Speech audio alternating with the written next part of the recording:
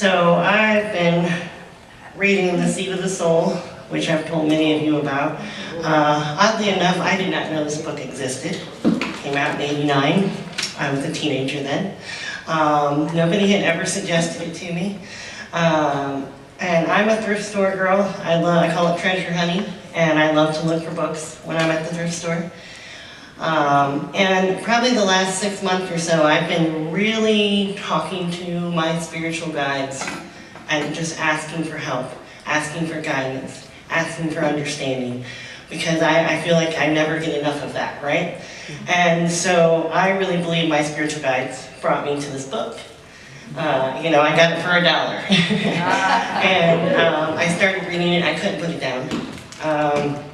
Spoke to my soul on so many levels. And Gary Zukav is the author. In one of the sections, he talks about our spiritual guides, our spiritual teachers, our angels. And so I like to group them all together in an entourage. I like to envision that behind us at all times is this entourage of these amazing spiritual guides, teachers, and angels. And how awesome is that, first of all, that they're with you everywhere you go. And he talks about how if there's ever a codependent relationship you should have in your life, it's with your guides, it's with your spirits. He's like, they're there for you. Their whole thing is to be there to help you on your path, to help guide you to your purpose.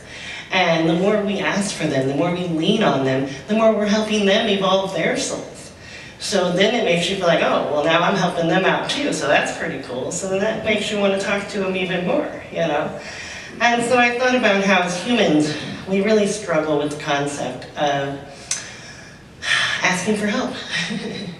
I know I'm guilty of it. We all like to be proud of our independence. We're so self-sufficient. We don't need anybody to tell us what to do or how to do things. We got this, right? I was married for 25 years, raised 2 kids. I ran that place like a fine oil machine. I didn't need anybody telling me how to do things. Looking back on that time, I wasn't in my spiritual place I am now.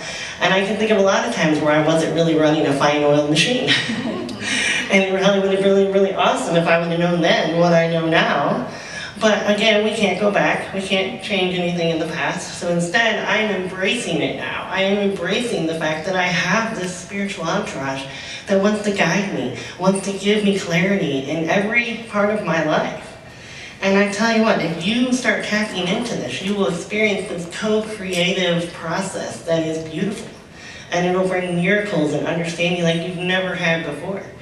I have been tapping into this the last couple weeks, and it just kind of flowed out of me like, you've got to tell everybody else this. Like, you have to do this, you have to take advantage of this, because when you do, you're going to find that your life is going to move so smoothly and effortlessly. I feel lighter the more I talk to them. I feel like I can accomplish anything the more I talk to them.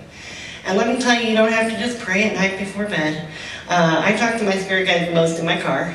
I drive around a lot, so, and I feel like everybody's talking in their car to their Bluetooth phones anyway, so you don't look crazy talking in the car anymore. It looks normal, right? So I talk to my guides for every little thing. When I go to see a customer for a haircut, I say, guides, let me come in here, let me be a beacon of light. Let me show love to my client. Let me use the right words with my client. Let me choose words that they'll understand, that will give them love. And I'll go in and I'll have this wonderful experience with my client. I'll walk out and I'll say, thanks guys, we nailed it. So that's my inspirational moment. Lean on your spiritual entourage. Let them help you with every aspect of your life, and I promise you won't be disappointed.